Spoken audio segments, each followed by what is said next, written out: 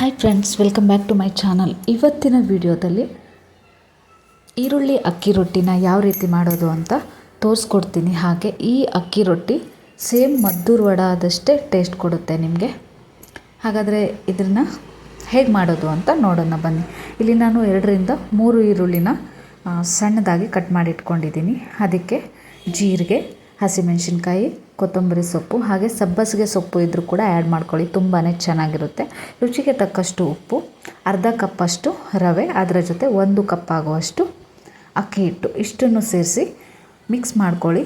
ನೀರನ್ನು ಆ್ಯಡ್ ಮಾಡುವಾಗ ಸ್ವಲ್ಪನೇ ಆ್ಯಡ್ ಮಾಡಿ, ಯಾಕಂದರೆ ಈರುಳ್ಳಿ ನೀರು ಬಿಡೋದ್ರಿಂದ ತುಂಬ ತೆಳು ಆಗಿಬಿಡುತ್ತೆ. ಅದಕ್ಕೋಸ್ಕರ ನೋಡಿದ್ರಲ್ಲ, ಇಷ್ಟು ಉಂಡೆ ಆದರೆ ಸಾಕು, ತುಂಬ ನೀರು ಹಾಕೋಕ್ಕೆ ಹೋಗಬೇಡಿ.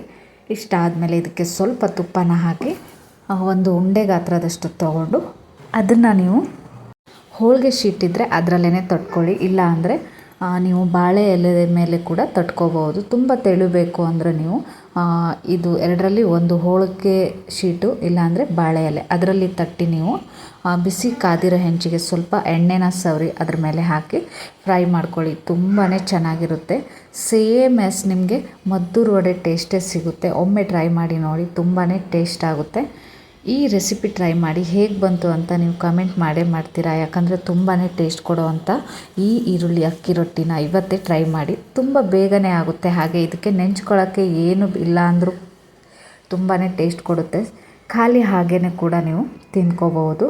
ನೋಡಿದ್ರಲ್ಲ, ಬಿಸಿ ಬಿಸಿಯಾಗಿರೋವಂತಹ ಈರುಳ್ಳಿ ಅಕ್ಕಿ ರೊಟ್ಟಿ ರೆಡಿ ಆಯಿತು. ನೀವು ನನ್ನ ಚಾನಲ್ನಲ್ಲಿ ಹೊಸದಾಗಿ ವೀಡಿಯೋಸ್ ನೋಡ್ತಿದ್ರೆ ಪ್ಲೀಸ್ ಸಬ್ಸ್ಕ್ರೈಬ್ ಮಾಡಿಕೊಂಡು ಸಪೋರ್ಟ್ ಮಾಡಿ. ಈ ವಿಡಿಯೋ ಇಷ್ಟ ಆದರೆ ನಿಮ್ಮ ಫ್ರೆಂಡ್ಸ್ಗಳಿಗೂ ಕೂಡ ಶೇರ್ ಮಾಡೋದನ್ನ ಮರಿಬೇಡಿ. ಹಾಗೆ ಯೂಟ್ಯೂಬ್ ಬಯೋದಲ್ಲಿ ಇನ್ಸ್ಟಾ ಹಾಗೂ ಫೇಸ್ಬುಕ್ ಲಿಂಕನ್ನು ಕೂಡ ಅಪ್ಲೋಡ್ ಮಾಡಿದ್ದೀನಿ. ಇಂಟ್ರೆಸ್ಟ್ ಇದ್ದರೆ ನೀವು ಅದರಲ್ಲೂ ಕೂಡ ಫಾಲೋ ಮಾಡ್ಕೋಬೋದು. ಇದೇ ರೀತಿ ಹೊಸ ರೆಸಿಪಿಯೊಂದಿಗೆ ಮತ್ತೆ ಬರ್ತೀನಿ. ಅಲ್ಲಿ ತನಕ keep watching my channel. Thank you.